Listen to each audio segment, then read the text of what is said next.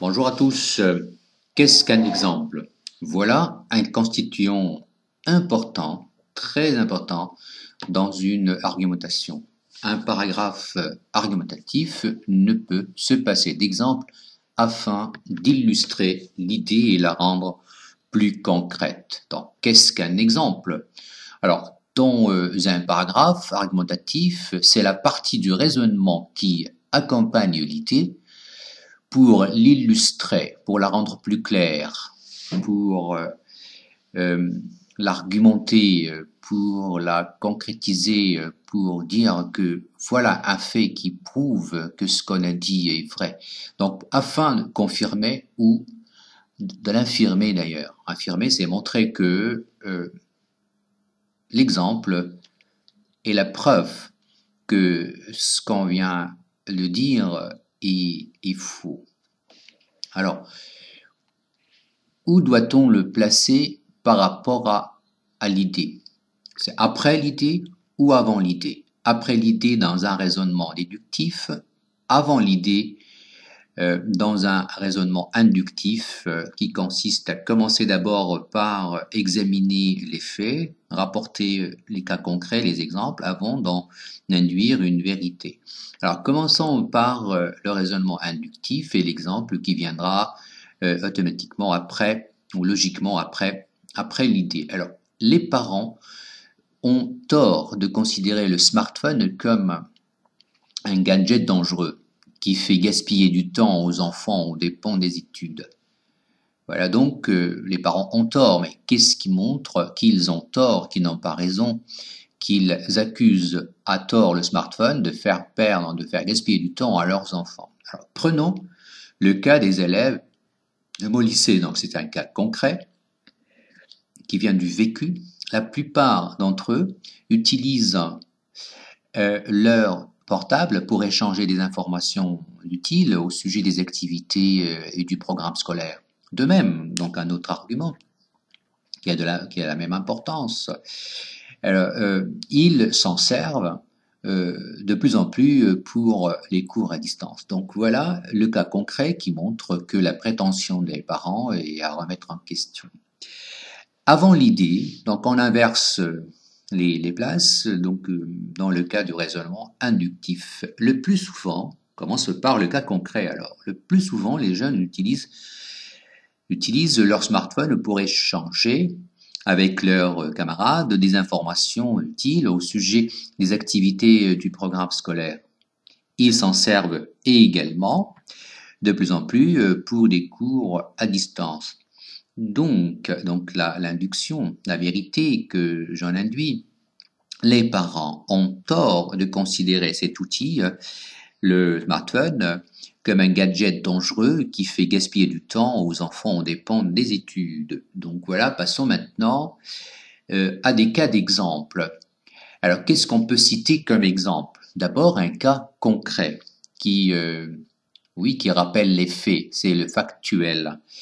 On se réfère à des faits, à des situations précises, réelles et irréfutables, comme par exemple quand vous avancez l'idée selon laquelle notre lycée, il existe du harcèlement scolaire dans notre lycée. Alors, bon, comment vous pouvez prouver votre idée, votre propos? Il faut rappeler les faits. Donc, il faudra, par exemple, dire, bon, rappeler un cas ou un nombre de personnes, un nombre d'élèves qui se sont plaints à l'administration ou leurs parents qui se sont plaints à l'association des parents de ce phénomène, que leurs enfants étaient voilà donc victimes de cette violence.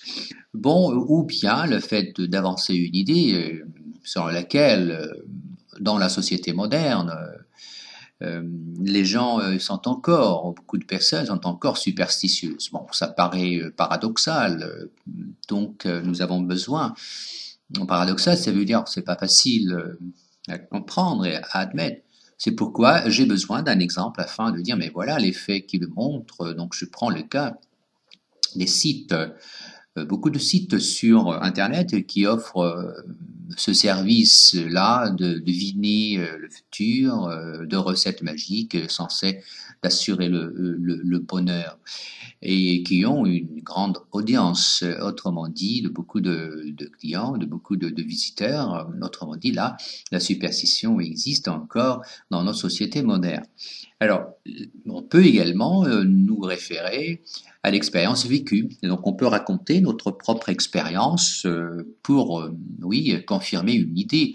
Par exemple, vous avez fait un bon voyage, vous avez participé à un voyage organisé, un voyage où il y avait beaucoup auxquels ont participé des élèves issus de différentes régions ou nationalités, et c'était très enrichissant, très profitable.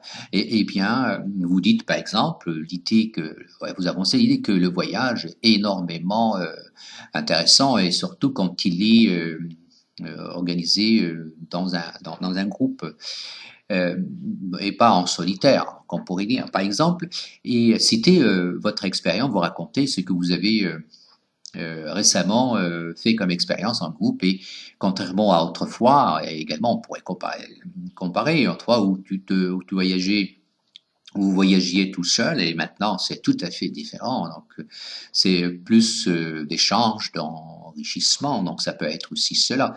Bon, on peut également raconter un fait qui prouve que l'idée avancée est vraie ou qui fait réfléchir. Bon, c'est le cas de quelqu'un. Par exemple, moi, je pourrais prétendre que beaucoup de jeunes aujourd'hui ne respectent pas les anciens, les vieux. Il leur manque de respect, pas comme autrefois. Ah, tiens, je vous raconte là comme un petit fait qui tombe là comme par hasard pour confirmer cette prétention. Savoir que récemment, quand j'étais dans le bus, au bus, voilà, j'étais mais vraiment outré, scandalisé.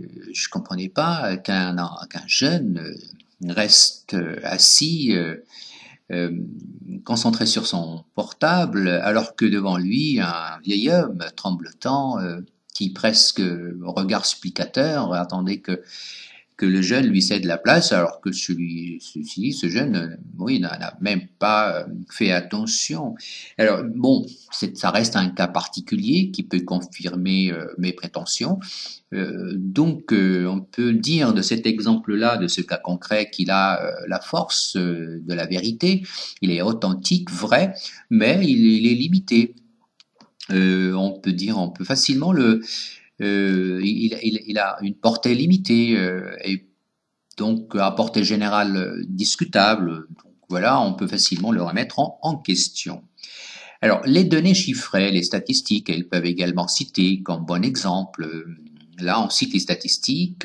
Cet exemple, par sa rigueur scientifique, apporte une caution de la preuve scientifique. Donc il est très fort, et surtout s'ils sont des chiffres mais vraiment réels et non pas inventés, c'est pas des mensonges, mais qui viennent, voilà, qui viennent après une lecture.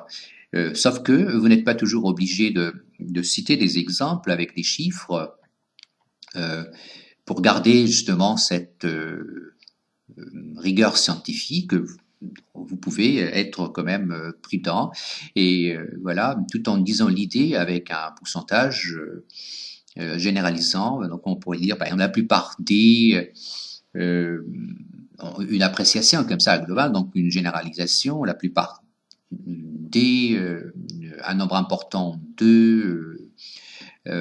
cela ne cesse d'augmenter ou de plus en plus font ceci ou cela, etc. Donc ça reste toujours un exemple qui peut être voilà, classé dans l'ordre des statistiques. Alors, les référents culturels. Bon, voilà, c'est les œuvres, un auteur, un personnage, bien sûr, il y en a beaucoup.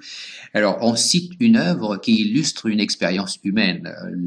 L'autobiographie est un exemple idéal pour cela, parce que justement, ce que font les autobiographes, c'est qu'ils partagent une expérience personnelle, oui, mais qui est également et qui peut être commune à tous les hommes. Donc, ça peut donner un enseignement, ça peut nous rappeler notre cas, ça peut montrer également ce qu'on peut tirer comme leçon de vie. etc. Donc cette expérience peut se rapporter à divers domaines, à l'aspect psychologique, aux mœurs, aux traditions, aux maximes. On peut également citer la référence culturelle des traditions. Par exemple, moi, je pourrais citer un exemple de jeunes qu'on accuse de s'éloigner des traditions, d'être plus attachés à la modernité par leur façon de s'habiller. Moi, je vois très souvent les élèves venir à l'école avec, surtout le jour du vendredi, avec des habits traditionnels. N'est-ce pas, la djellaba, pour le garçon et pour la fille, ça fait très joli de voir un élève comme ceci. Bon, c'est bien, ça veut dire que ces jeunes-là, ils s'attachent aux traditions vestimentaires, contrairement à ce qu'on prétend. Donc là, c'est une référence également culturelle.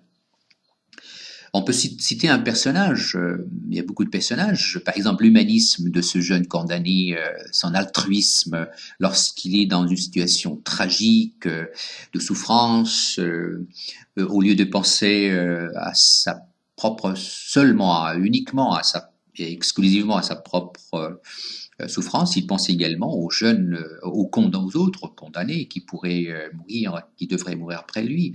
C'est pour ça que dans le chapitre 6 et 7, il dit, voilà, oui, j'écris pour moi-même, pour me soulager, mais j'écris aussi peut-être que pour sauver d'autres, si ça me sauve pas, ça va sauver des malheureux après moi. Donc on peut dire, voilà, on peut tirer une conclusion, une idée que voilà, donc même l'être humain, même quand il est dans des situations tragiques, il peut penser avec beaucoup d'altruisme aux autres, n'est-ce pas? Donc voilà, des exemples de ce genre. Nous avons beaucoup d'exemples aussi pour l'image qu'avait la femme traditionnelle d'elle-même. Moi, je me rappelle de cette scène, je me rappelle cette scène où Lalla Zoubida, la mère du narrateur, disait que elle était une pauvre créature. Nous les femmes, de pauvres créatures. Nous avons besoin de ceux qui savent, etc. Voilà, donc c'est très dévalorisant comme jugement. Donc, ce sont des femmes qui s'auto-valorisent, c'est auto-dévalorisent. Et là, à côté d'elle, la Laïcha qui opinait du chef, qui disait oui de la tête, comme ça, bon, pour confirmer ceci. Donc, ce genre d'exemples, ils sont assez. Donc, je vous invite également à lire la réaction le commentaire de Si Mohamed, donc Si Mohamed, le narrateur, après la comparaison qu'il avait faite des bijoux et des fleurs. Ses parents se sont moqués de lui et puis après, bon, il était très en colère contre eux, il leur en voulait à mort.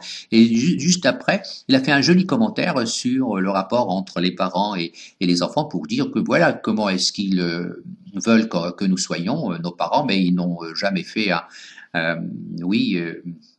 Ils n'ont jamais essayé de nous comprendre. Voilà, ce genre d'exemples sont très intéressants dans une œuvre, et d'ailleurs c'est cela qui donne l'intérêt à une œuvre, qu'ils nous permettent de réfléchir sur notre vie également à nous. Alors, par quel connecteur peut-on introduire un exemple?